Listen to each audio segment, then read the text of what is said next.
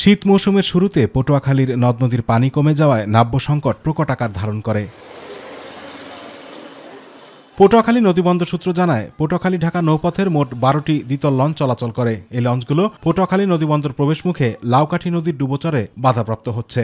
এরপর লোহালিয়া, কারখানা, কবাই নদ নদীর ডুবোচরে প্রায় আটকা পড়ছে লঞ্চগুলো। এ সময় গন্তব্যে পৌঁছতে জোয়ারের জন্য অপেক্ষা করতে হয় অনেক সময়। লোহালিয়া নদীতে বালি ভরাট পড়ছে, যার জন্য লঞ্চ সঠিক সময় পটুয়াখালী থেকে ঢাকা যাতায়াত করতে পারে না।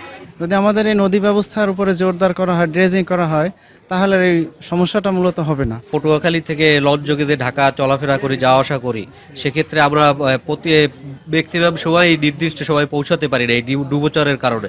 প্রতিদিন পটুয়াখালী থেকে লঞ্চ যোগে কয়েক হাজার মানুষ বিভিন্ন কাজে রাজধানী ঢাকাতে যাওয়া আসা করে, কিন্তু শীত মৌসুম সহ বিভিন্ন সময়ই ডুবোচরে আটকে যাচ্ছে লঞ্চ। এতে সাধারণ যাত্রীদের পড়তে হচ্ছে ভোগান্তিতে। পটুয়াখালী থেকে ঢাকা যেতে আমাদের অনেকগুলি ডুবোচর বাজে। সেই ডুবোচরগুলি সরকারের পক্ষ থেকে যদি কেটে দেওয়া হয় তাহলে আমাদের চলাচল অনেক সহজ হবে। এই পটুয়াখালীর যে নদী, যে মেইন নদীগুলো অনেক সময় দেখা যায় শীতকালীন সময়ে ডুবোচরের কারণে লঞ্চ আটকে পড়ে। নৌপথের নাব্য সংকটের কথা উল্লেখ করে লঞ্চের মাস্টাররা বলছেন, ঢাকা পটুয়াখালী নৌরুট খুব দ্রুত খনন কাজ করা প্রয়োজন। তা না হলে যে কোনো সময় এই নৌপথ ঝুঁকিপূর্ণ হয়ে পড়ার আশঙ্কা রয়েছে। এই চরের কারণে আমাদের ঘন্টার পর ঘন্টা আমরা চরে আটকে থাকি, কারণ আমরা চাইব তো জাহাজটা পৌঁছতে পারতেছি না। বিশেষ করে কবাই লক্ষ্মী বসা, ওখানে একটা জায়গা আছে পানি কম, ওখানে আসতো এবং যাইতো দুনো সময় মানে ঠেকে। লঞ্চ যদি সঠিক টাইম মতো আমরা ঢাকা টু পটুয়াখালী পৌঁছতে না পারি, তাহলে আমাদের যাত্রী ধরে রাখা অসম্ভব হয়ে যাচ্ছে। তবে বিশেষজ্ঞদের মতে সঠিকভাবে ড্রেজিং না করায় এই সমস্যার সৃষ্টি হচ্ছে। যেহেতু এটা কি বলে প্রচুর পরিমাণে সেডিমেন্টস আছে, সেডিমেন্টগুলো নিয়ে আসবে নিচের দিকে, সেজন্য এখানে ড্রেজিংটা প্রপারলি হতে হবে।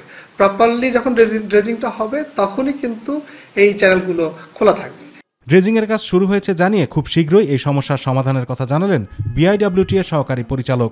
ইতিমধ্যে আমাদের পটুয়াখালী নদীবন্দরের টার্মিনাল সংলগ্ন এলাকায় ড্রেজিং কার্যক্রম শুরু হয়ে গেছে।